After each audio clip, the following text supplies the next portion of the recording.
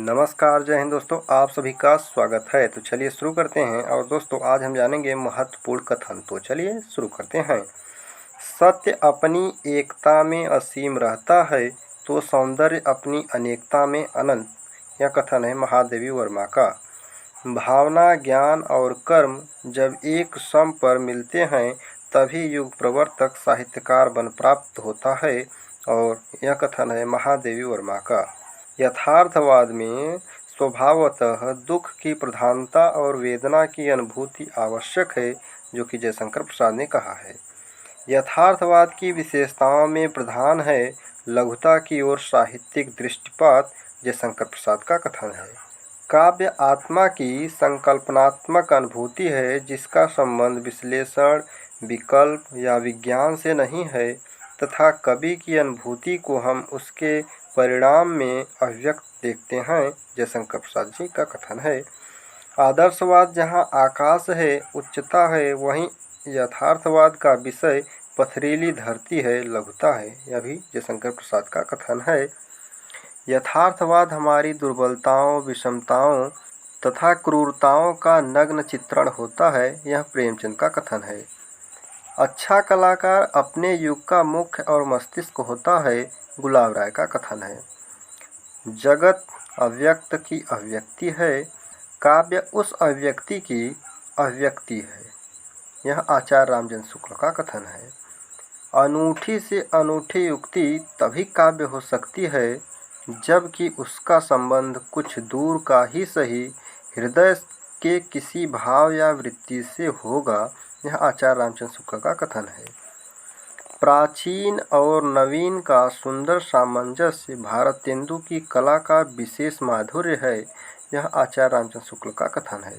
केशव को कवि हृदय नहीं मिला था, उनमें वह सहृदयता और भावुकता न थी जो एक कवि में होनी चाहिए। यह भी रामचंद्र शुक्ल का कथन है। पद्माकर की मधुर कल्पना ऐसा स्वाभाविक और हाव भावपूर्ण मूर्त विधान करती है कि पाठक मानो प्रत्यक्ष अनुभूति में मग्न हो जाता है। यह भी रामचंद्र शुक्ल का कथन है। संगीत को काव्य के और काव्य को संगीत के अधिक निकट लाने का सबसे अधिक प्रयास निराला जी ने किया है, और यह रामचंद्र शुक्ल का कथन है। कविता की भाषा चित्रात्मक होनी चाहिए।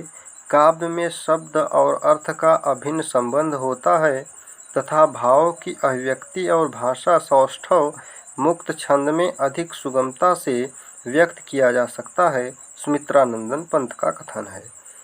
कविता की भाषा से मनोरंजन तो होता है परंतु वह जीवन संग्राम के काम नहीं आती। सूर्यकांत त्रिपाठी निराला का कथन है। साहित्य का उद्देश्य सार्वदेशिक और सार्वकालिक होना चाहिए। हमें अपने साहित्य का उद्देश्य सार्वभौमिक करना है, संकीर्ण एक देशीय नहीं। सूर्यकांत त्रिपाठी निराला। मनुष्यों की मुक्ति की तरह कविता की भी मुक्ति होती है।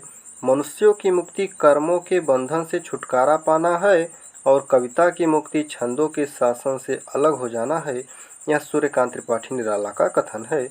राजनीति और साहित्य मात्र अभिव्यक्ति में भिन्न हैं। उनका मूल है आज का यथार्थ, उसके लक्ष्य, उसके अभिप्रेत, उसके संघर्ष। यह गजानन माधव मुक्तिबोध का कथन है। किसी और कवि की कविताएं उसका इतिहास न हों, मुक्तिबोध की कविताएं अवश्य उनका इतिहास हैं। जिंदगी के एक एक स्नायु के तनाव को एक बार जीवन में और दूसरी बार अपनी कविताओं में जीकर मुक्तिबोध ने अपनी स्मृति के लिए सैकड़ों कविताएं छोड़ी हैं, और ये कविताएं ही उनका जीवन वृत्तांत हैं, जो कि श्रीकांत वर्मा का कथन है।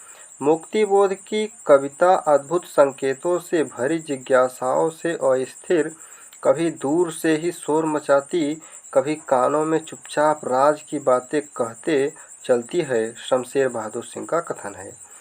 यह तथ्य अनदेखा नहीं किया जा सकता कि कविता के नए प्रतिमान के केंद्र में मुक्तिबोध हैं। डॉक्टर नामवर सिंह का कथन है। चरम व्यक्तिवाद ही प्रयोगवाद का केंद्र बिंदु है। डॉक्टर नामवर सिंह का कथन है। नई कविता में मुक्तिबोध की स्थिति वही है जो छायावाद में निराला की थी। डॉक्टर नामवर सिंह। जिसके पास उच्च कोटि के विचार नहीं है, भावावेश नहीं है, यथार्थ का गहरा ज्ञान नहीं है, वह कला को निखारने की कोशिश करके उत्कृष्ट साहित्य नहीं रच सकता। डॉक्टर रामविलास शर्मा का कथन है।